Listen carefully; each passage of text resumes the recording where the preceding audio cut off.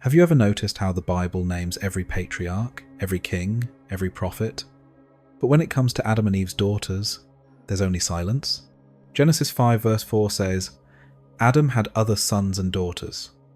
That's it. No names, no stories, just a passing line, and then nothing. And yet, without them, the world could not have continued. If Cain and Seth became fathers, who were the mothers? Where did their wives come from? And why does the Bible go quiet right when their names should have been spoken? For centuries, this silence has puzzled readers. Jewish Midrash preserves whispers of these women, but the canon does not. Ancient traditions name Awan and Luluah, but they appear only in the smoke-stained corners of apocryphal scrolls. What happened to them? Why were they remembered in legend, but forgotten in scripture? Some said they were wives. Others, that they were witnesses. A few dared to say they were taken. Today, we return to the first missing names in human history, not kings or prophets, but daughters, and it begins in a moment so quiet you might have missed it. So before we dive into the details, hit the subscribe button and let me know where you're listening from in the comments. Now, let's go back to the verse that triggered this mystery. The silence begins like a crack in the stone. A single verse, tucked deep inside the genealogy of Adam, opens the door, and suddenly, everything is missing. But in Genesis 5:4, just 5 short words shatter the pattern. He had other sons and daughters. No names, no roles, no record, just silence.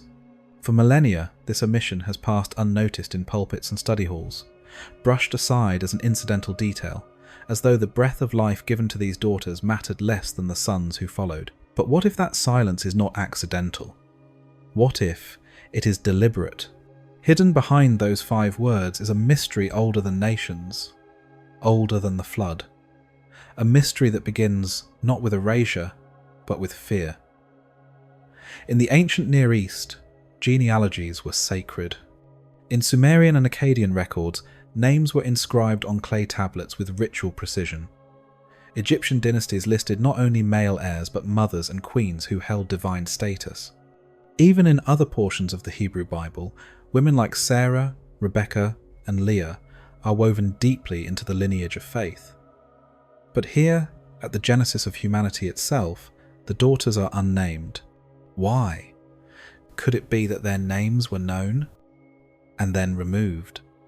Imagine a scribe, hunched over parchment in a torch-lit chamber, reaching a moment in the record where a name should be written. His hand pauses, ink dripping from the reed stylus. A whisper in his ear, a warning from the elder scribes. Do not record what should remain hidden, and so he moves on, skipping the name, leaving only a shadow. This silence is not just absence, it is suppression, and we begin to see the shape of it when we step beyond the canonical record into Jewish apocrypha and oral traditions, where the names begin to reappear. Awan, Azura, Luluah. In these stories, passed down in fragmented scrolls and guarded in esoteric commentary, the daughters of Eve are not forgotten, they are pivotal. Some texts name Awan as both the sister and wife of Cain, a haunting reflection of how humanity had to survive through closed circles. Others claim Seth's wife was his sister Azura, the one righteous daughter whose lineage would birth the covenant line. These names were not included in the official canon, yet they endured like embers beneath the ash, waiting to be uncovered. Why would a tradition so obsessed with genealogical purity omit the very women who made human reproduction possible? The logic of silence collapses under scrutiny. Could the answer lie not in theology, but in fear? Fear of the implications these daughters carried. What secrets would their stories reveal? Some scholars argue their erasure was to preserve a clean narrative, a lineage untainted by incestuous necessity. Others suggest a more provocative theory, that their names were struck to obscure their proximity to the earliest spiritual conflicts, to angelic watchers and forbidden unions. Their presence would raise questions that orthodoxy could not easily answer. Were these women merely wives and mothers? Or were they conduits of deeper mysteries, keepers of memory, or witnesses to cosmic transgression? The more we examine the record, the more the silence swells. Where their names should be, there is only white space. Where their voices should echo, there is only the rustle of scrolls turned too quickly. And yet, the act of erasure leaves fingerprints. Suppression always does. You can feel it in the margins, where rabbis debate the number of Adam's children but never agree. You can trace it in the sudden emergence of names in later traditions, as if someone remembered but dared not say it aloud until the dust settled. We were raised on 66 books, but what if our ancestors knew 81? Think about that. What if the names of Eve's daughters were once spoken in worship, once preserved in the lips of mothers and midwives, only to be cut from the record when the age of councils and canonization arrived? And here's where the silence becomes deliberate. The Masoretic scribes, meticulous as they were, guarded a particular version of the text. But outside their walls, in the deserts and caves where apocalyptic sects whispered prophecies by moonlight, other scrolls told different stories. In these accounts, the daughters of Eve were not forgotten, they were central. If the Bible tells us Adam lived over 900 years and had many children, then we must ask, how many daughters were there? And who did they become? Did they live in the shadow of Eden or the shadow of Cain? Were they shepherds of memory or shields against encroaching darkness? The record goes silent, but the questions remain. And the further we dig, the more we find traces, not in the canon, but in the margins, the apocrypha, the dust-covered commentaries stored in monastery vaults and smuggled across centuries. And perhaps that is the clue. When a story is dangerous, it is not erased cleanly. It is buried. But buried things have a way of rising again. In the Book of Jubilees and other ancient writings, the names begin to return.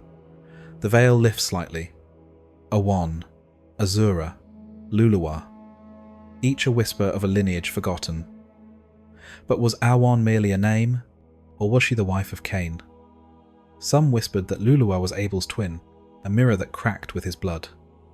Why were these names remembered only in forbidden scrolls, and not in the pages we read today? Perhaps in remembering their names, we awaken the memory of a danger that once walked close beside humanity's first steps. One name leads us deeper. Awan, Cain's wife, his sister, the beginning of a cursed bloodline. But her story is only the beginning, because another daughter of Eve would give rise to Seth's holy line. And perhaps others whose stories were severed completely. But what if we told you that one of these daughters was not just a mother, but the very first victim of a far greater threat? What if the reason for their silence was not scandal, but something ancient and terrible? Something that even the Watchers desired. Let us go now to the next trace on the scroll, to Awan and the cursed line she began. The story of Awan, Cain's wife and sister, does not begin with a marriage, but with a fracture. A wound in the earth and in the family. After Cain killed Abel, the soil swallowed his brother's blood, and God marked Cain with a curse, sending him east of Eden into Nod, the land of wandering. But Genesis does not record Cain's loneliness, nor his remorse. It does not tell us how long he walked before finding her, nor whether she came willingly. It simply says, Cain knew his wife. A single line, but behind it, 1,000 unspoken truths. According to the Book of Jubilees, an ancient Jewish text revered by some early Christians and preserved in the Ethiopic tradition, Cain's wife was Awan, the daughter of Adam and Eve, and his own twin sister. In other versions, she is called Luluwa, and is sometimes associated with Abel, forming a triangle of affection that was severed by murder. These names never appear in the canonical scriptures, yet they echo through apocryphal scrolls, oral traditions, and midrashic fragments. As if someone tried to bury them too late, their presence lingers in the margins, too stubborn to fully die. In the Jubilees account, Awan is paired with Cain after Abel's death, not merely out of necessity but by a grim logic. If Adam and Eve had sons and daughters, and if humanity was to multiply, then siblings must have been joined. But here, the logic darkens. The erasure of Awan's name in Genesis 4 is not a neutral omission. It is a silence that shields scandal, a veil thrown over the uncomfortable truth of humanity's earliest reproduction. But why would later traditions take the risk of naming her? And what happens when we allow her name to be spoken again? Awan's presence reintroduces tension. Her story places us face to face with the proximity of love, betrayal, and blood. She is not merely Cain's wife. She is his mirror. Born alongside him, raised in the same household, witnessing the same trauma. Did she love Abel? Did she grieve him? Some midrashim hint that Cain and Abel were each born with a twin sister, and that the dispute which led to murder may have had more than one cause. Jealousy not only of offering, but of affection. The name Luluah, in some variants, is not just a placeholder for a forgotten woman, but a cipher for a deeper wound. And then there is the matter of her children. Scripture names Enoch as Cain's son, but not the mother.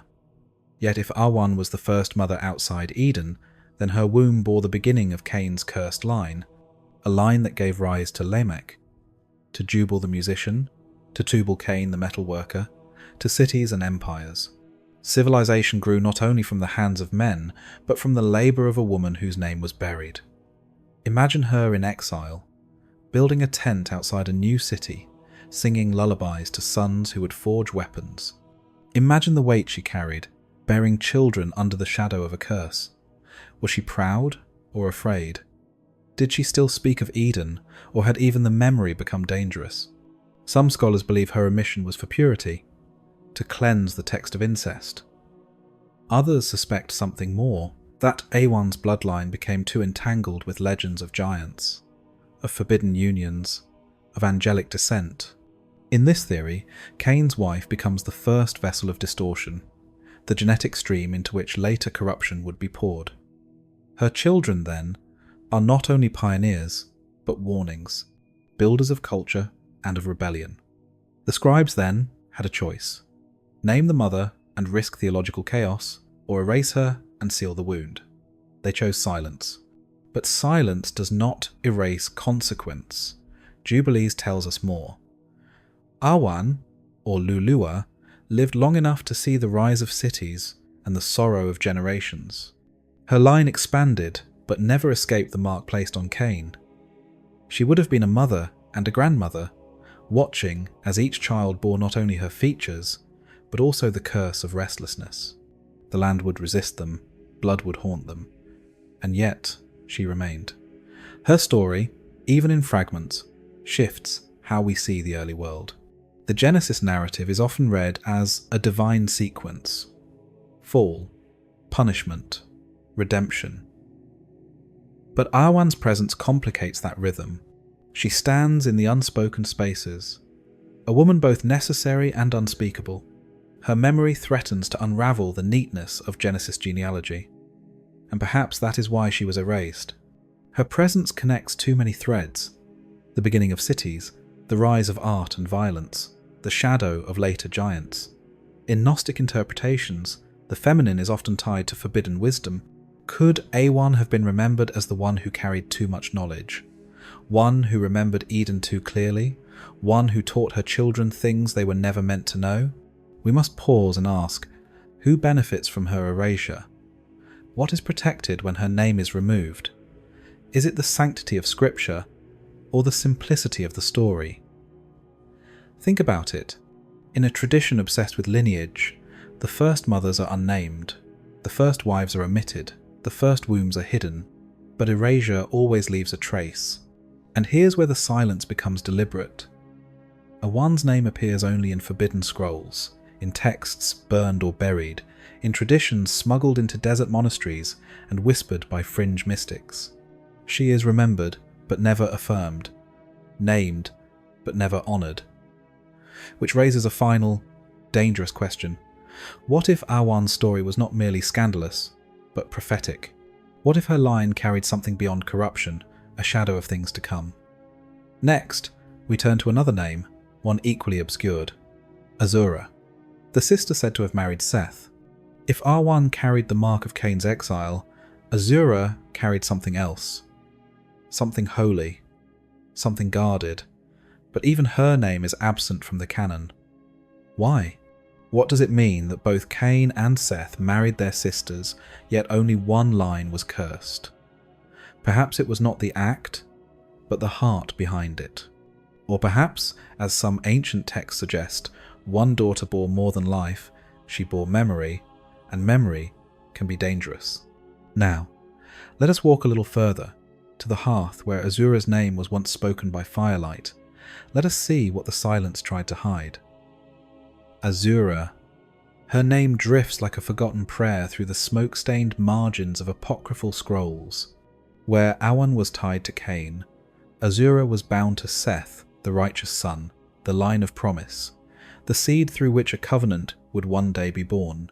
And yet, Azura's name does not appear in the 66 books most of us were raised on. In Genesis 5:4, we are told Adam had other sons and daughters, but only the sons are named. The daughters remain shadows. So how do we know Azura's name? Not from the Torah, not from the scrolls that survived the councils. We know her because someone, somewhere, remembered. The Book of Jubilees, a Jewish text revered in Ethiopia and buried in the sands of time by Western canon, tells us that Seth married his sister Azura. The text names her directly, as though defying the silence that covers her in the traditional Bible. And what does this change? Everything. Seth, born after the murder of Abel, was seen as a divine replacement, a restart for humanity. Genesis 4:25 declares, God has granted me another child in place of Abel since Cain killed him. Yet no mention of the woman who would carry Seth's children, no recognition of the matriarch who would shape the line that led to Noah, to Abraham, to David, and eventually to Christ. Why? Why name Sarah and Rebekah and not the one who birthed the line itself?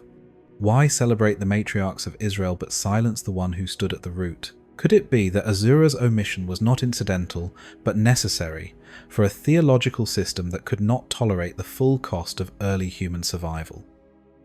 We must understand the context. In the ancient Near East, sibling marriage was not a taboo but a necessity in the primal generations. Egyptian royalty would later imitate this, believing divine blood must not be diluted.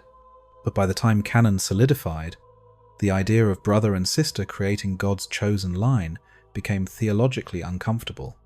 Easier to name the sons, to veil the women, and let the silence grow thicker with each retelling.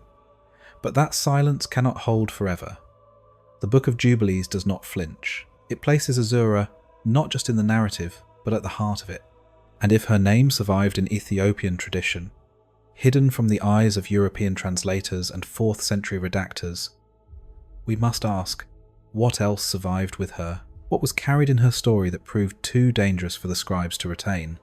According to Jubilees, Seth and Azura produced Enosh, and through Enosh came Kenan, Mahalalel, Jared, Enoch, Methuselah, Lamech, and Noah, a holy line, a direct path from Eden to Ark.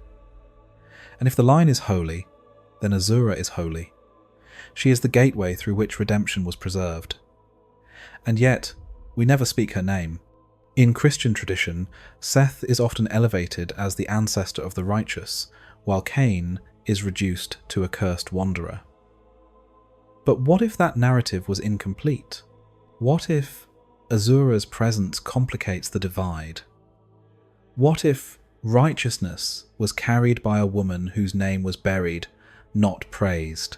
What if the split between Cain's line and Seth's line was not merely about behaviour, but about memory, about who was remembered and who was erased? Imagine her standing by the fire, holding her son Enosh for the first time. The weight of prophecy in her arms, the pressure of history not yet written. She would have heard the story of Abel's blood soaking into the earth. She would have known what Cain had become. She would have known what this birth meant, a second chance for the human story. And still, her name was buried, not lost. Buried. There is a difference. Lost things drift away. Buried things are hidden, suppressed. Perhaps you can picture it, a scribe in the early centuries, holding a reed pen over a scroll. His master warns him, write Seth, not Azura. Record the men, not the mothers. And so the name fades from the main record, surviving only in whispers passed among Ethiopian monks, etched into crumbling manuscripts wrapped in goatskin, guarded in monasteries cut into stone. This is not accidental. This is editorial theology. The same scrolls that trace the line to Christ omit the name of the woman who first carried it forward. Ask yourself, if the root is holy, how can the mother be forgotten? You were never told her name, but now you know it. Azura. And with that knowing comes the burden of recognition. Her story is not one of scandal or sin, but of sacred omission. She was not erased because she failed. She was erased because she mattered, and in her absence, something grows, a question that spreads like fire through the lineage of faith. If Azura was the mother of the righteous line, then what other names lie hidden beneath the dust? What other women were mothers of nations and never remembered? Could this erasure be more than historical accident? Could it be the echo of something deeper? A pattern of suppression so ancient that even the earliest scribes bowed to it. The early chapters of Genesis present Seth's line as the sons of God, in contrast to the line of Cain. But before we apply that phrase too easily, we must reflect. What does it mean to be of God? Is it merely who fathered you or who mothered you as well? Is righteousness passed through bloodlines or through obedience? If Seth's line is righteous, it is because of the covenant that flows through it. And that covenant had a womb, a voice, a name, Azura, let it be spoken again. Her story challenges the easy divisions we inherit. Cain's line versus Seth's, cursed versus chosen. But real history is rarely that clean. Even righteous lines tremble under the weight of sin and grace. And Azura, like so many women of Scripture, held that tension in her body. She birthed a future while carrying a past no one wanted to remember. And in her silence, she joins the long chorus of women whose stories were severed, yet never fully forgotten. We feel the weight of her absence, not just in the genealogies, but in the theology we inherited, one that often forgets the wombs that bore the word. But this silence cannot last forever, because the next chapter will ask a darker question. If Awan bore the cursed line and Azura bore the righteous one, then who bore the children the angels desired? Who were the daughters of men in Genesis 6? Were they strangers?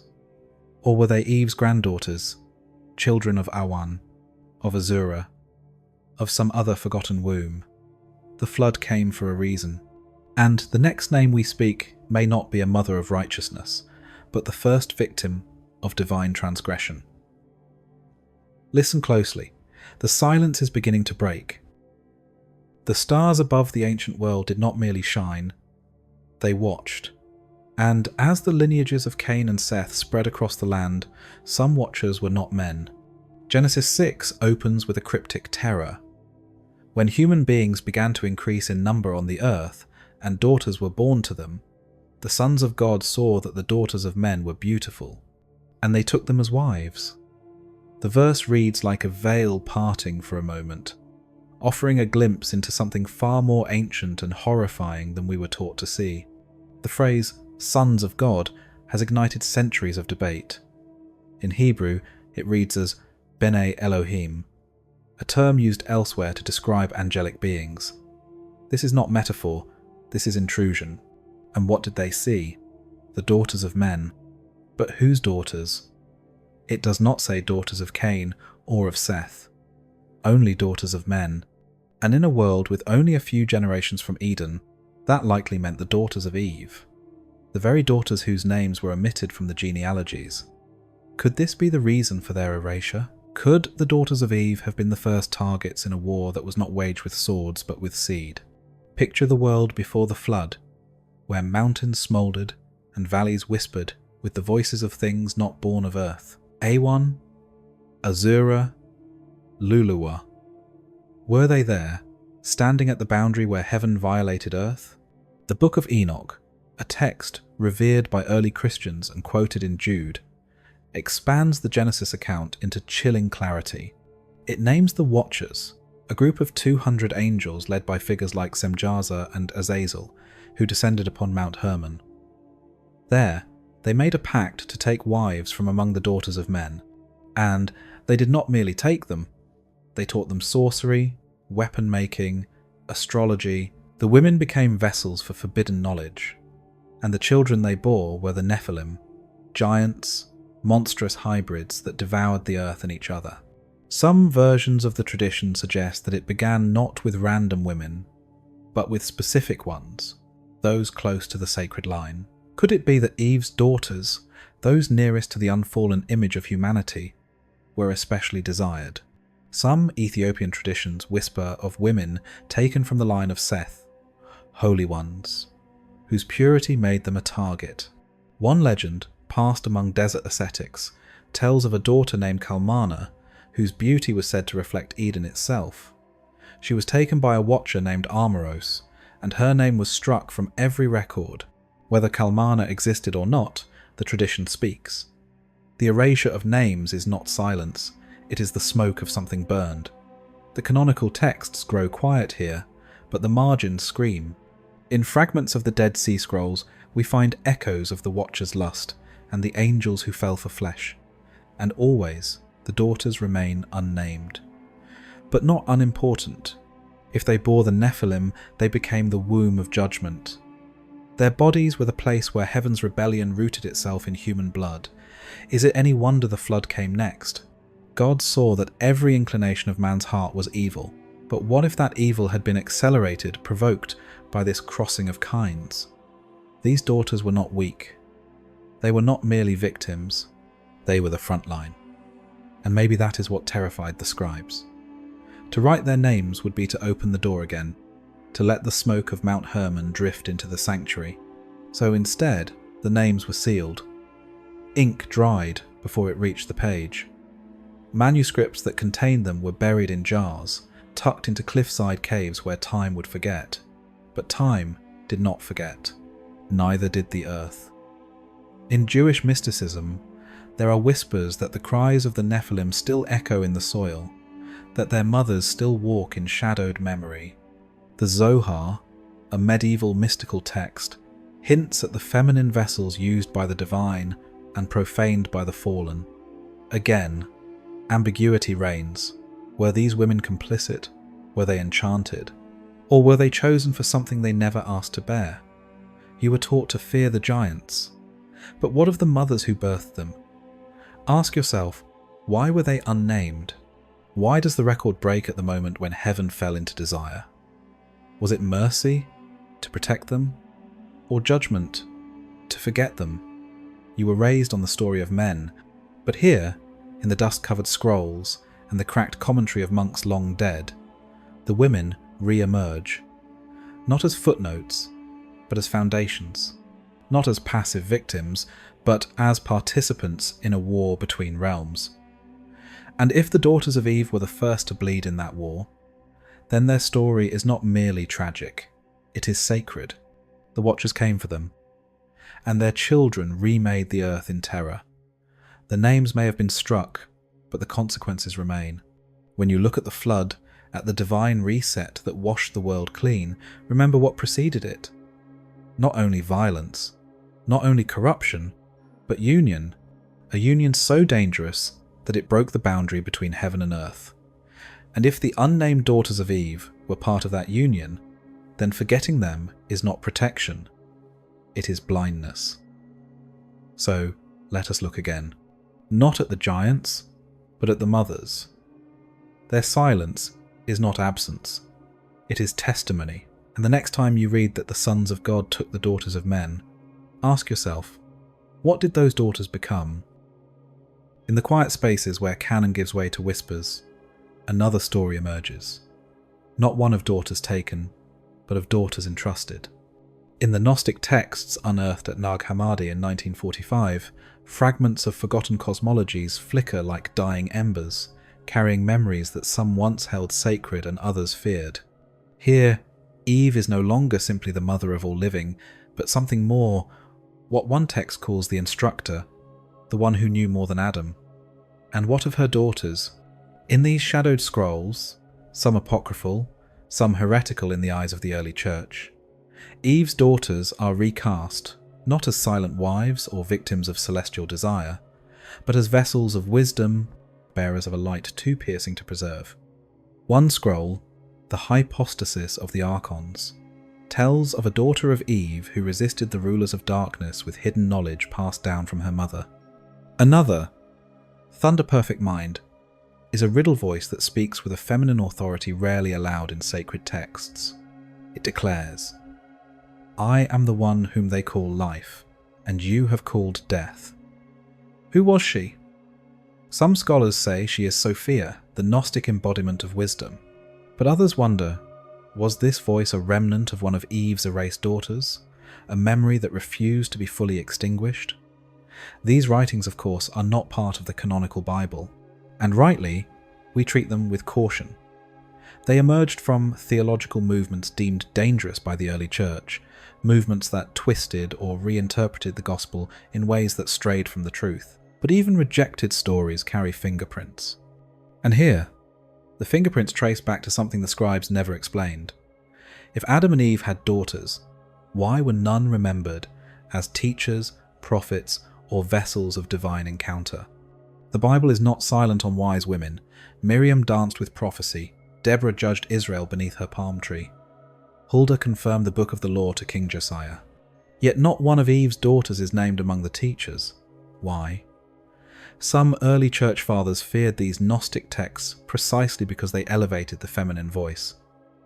Tertullian railed against them. Irenaeus catalogued their errors. And yet, behind their fervour was a deeper fear, that readers might wonder why the earliest women had been silenced at the source. Were these texts wrong in doctrine but right in instinct? Had something vital been excluded? You were raised on 66 books, but others, in the deserts of Egypt and the valleys of Ethiopia, preserved 81. Think about it. Some of those books speak with voices the Western canon erased. In the Ethiopian tradition, Eve's daughter Kalmana is said to have hidden the names of God beneath her tongue. A secret passed to her from angels who wept at the loss of Eden. Speculative, yes. But what power does a story hold that is too dangerous to repeat? Could the silencing of these women be less about their nature and more about their knowledge? What if they remembered what humanity was never meant to carry? In this light, Eve's daughters shift. They are not only the wives of brothers or mothers of cursed lines. They are archivists of memory. Some legends say one daughter, her name long faded, kept the story of Eden alive through lullabies sung to grandchildren who would never see its gates. In such tellings, their exile from the text mirrors our exile from the garden, and the fear of their memory returning mirrors the fear of what was lost. Picture a scriptorium, candle flickering low, as a young monk reads a scroll not listed among the permitted texts. A passage where a woman speaks in riddles, naming the stars, denouncing the rulers, whispering of a time before flesh. The elder snatches the parchment, tosses it into the brazier. The smoke rises. But the words are not gone. They are remembered, repeated in secret, passed from one faithful scribe to another beneath the shadow of ecclesiastical decree. And here is the question: why destroy a name unless it held power? Why erase a story unless it threatened to be believed? These daughters, whether legendary or historical, canonical or heretical, represent more than lost genealogy. They represent the memory of a feminine voice in the shaping of sacred history.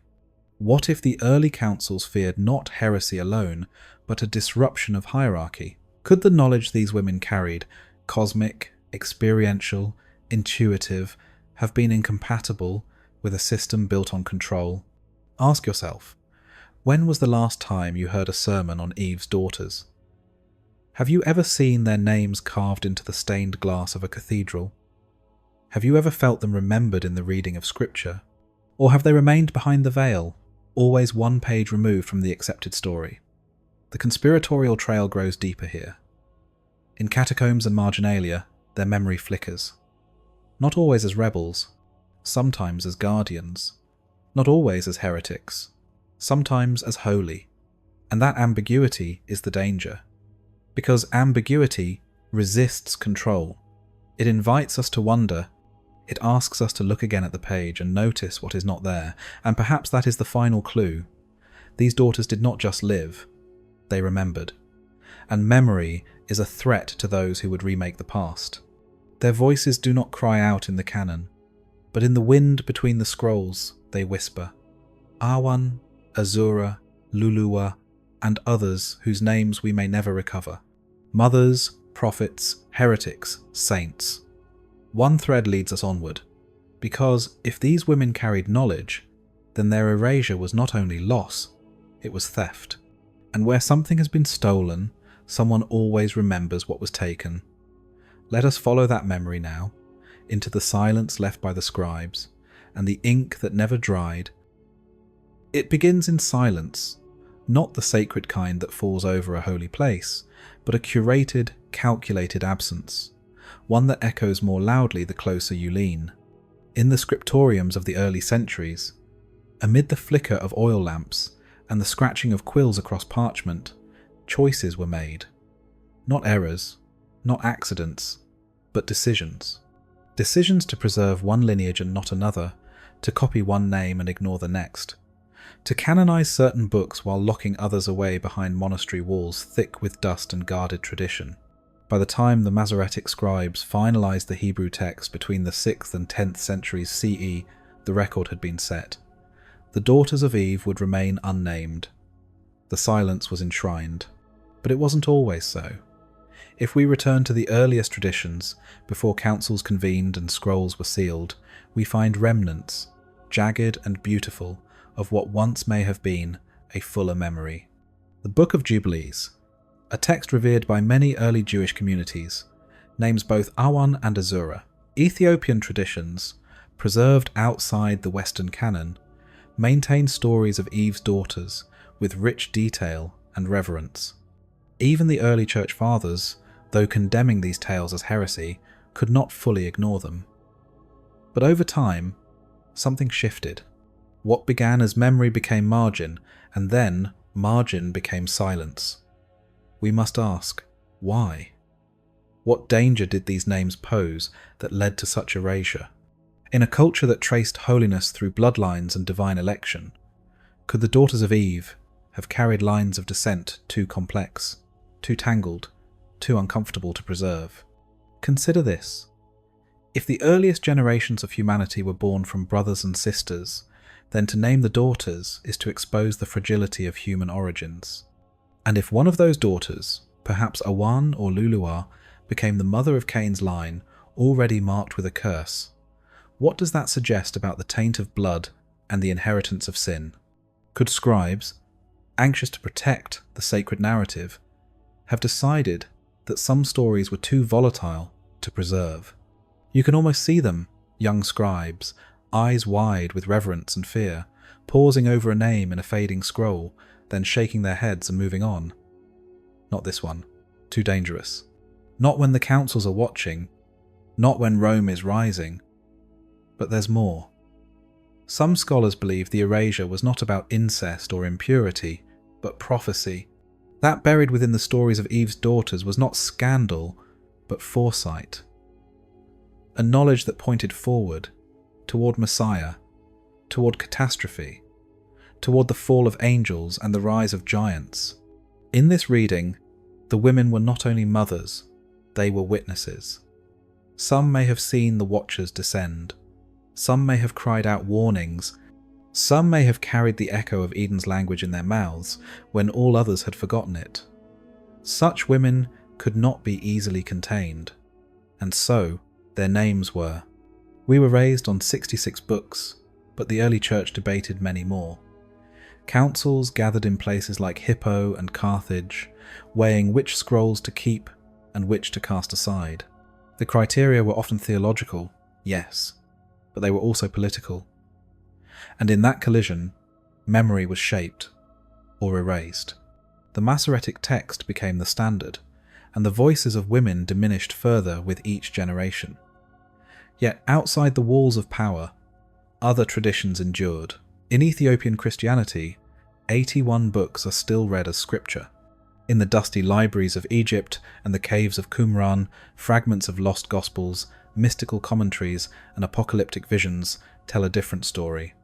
One where women speak, one where daughters dream, one where memory is not erased, but feared.